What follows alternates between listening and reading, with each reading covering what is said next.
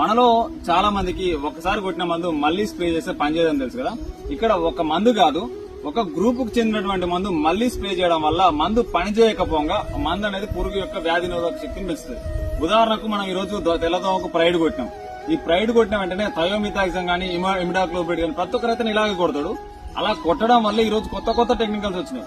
కానీ చాలా మందికి ఏమనుకుంటారంటే ఈ మందులు పనిచేయట్లేదు అనుకుంటారు. కానీ ఇక్కడ జరిగేది ఏంటంటే మీకు ఆ మందులను ఏ విధంగా వాడాలో తెలియకపోవడం వల్ల ఆ మందులు అనేది పనిచేయకుండా పోయినాయి. చేసేటోనికే ఉంది, కొత్త కొత్త టెక్నికల్ చేశారు. కానీ వచ్చిన టెక్నికల్ కంటే మళ్ళీ వచ్చే టెక్నికల్ ఖచ్చితంగా రేట్ ఎక్కువ ఉంటుంది. దీనివల్ల రైతుకు పెట్టుబడి పెరిగిపోతుంది.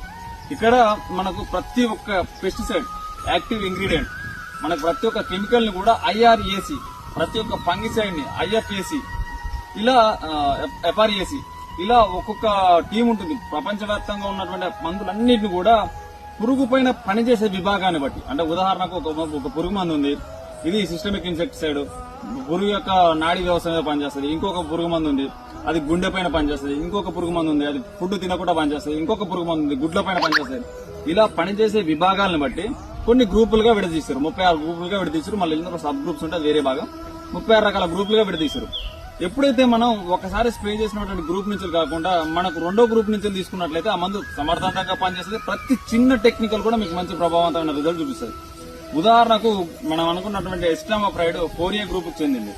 ఈ 4A గ్రూప్ కు చెందిన మందు స్ప్రే చేసిన తర్వాత మళ్ళీ గ్రూప్ కు చెందినటువంటి ఫ్లోనికామైడ్ లాంటి మందులు స్ప్రే చేసుకోవడం వల్ల ప్రభావవంతమైన రిజల్ట్ ఉంటుంది.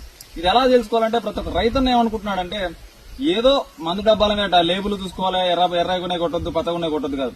రైతు బాగుపడాలంటే ఖచ్చితంగా ఫస్ట్ పెస్టిసైడ్స్ అనేది ఏ విధంగా వాడుకోవాలో తెలవాలి. స్ప్రే చేసినప్పుడు ఉదయం చేస్తున్నామా, సాయంత్రం చేస్తున్నామా, లేదంటే ఇవన్నిటికంటే కూడా ఇది చాలా ముఖ్యమైనది. పురుగు రెసిస్టెన్స్ పెంచుకోవడానికి ప్రధాన కారణం ఇదే. ఇవన్నీ మీకు ఏడా దొరుకుతాయంటే తెలుగు యువ రైతు యూట్యూబ్ ఛానల్లో దొరుకుతాయి. 100% ఇలాంటి టెక్నికల్ ఇన్ఫర్మేషన్ కోసం తెలుగు యువ రైతు ఛానల్ ఫాలో అవ్వండి. 100% భవిష్యత్తులో వీటన్నిటి గురించి కూడా పరిపూర్ణమైన వీడియోస్ చేస్తాం.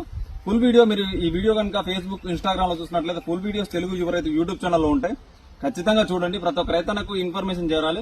ఎంటర్టైన్మెంట్ వీడియోసే కాదు, ఖచ్చితంగా టెక్నికల్ ఇన్ఫర్మేషన్ ఖచ్చితంగా ప్రతి ఒక్క రైతుకు అవసరం. 100% షేర్ చేస్తారని మనస్ఫూర్తిగా కోరుకుంటున్నాను.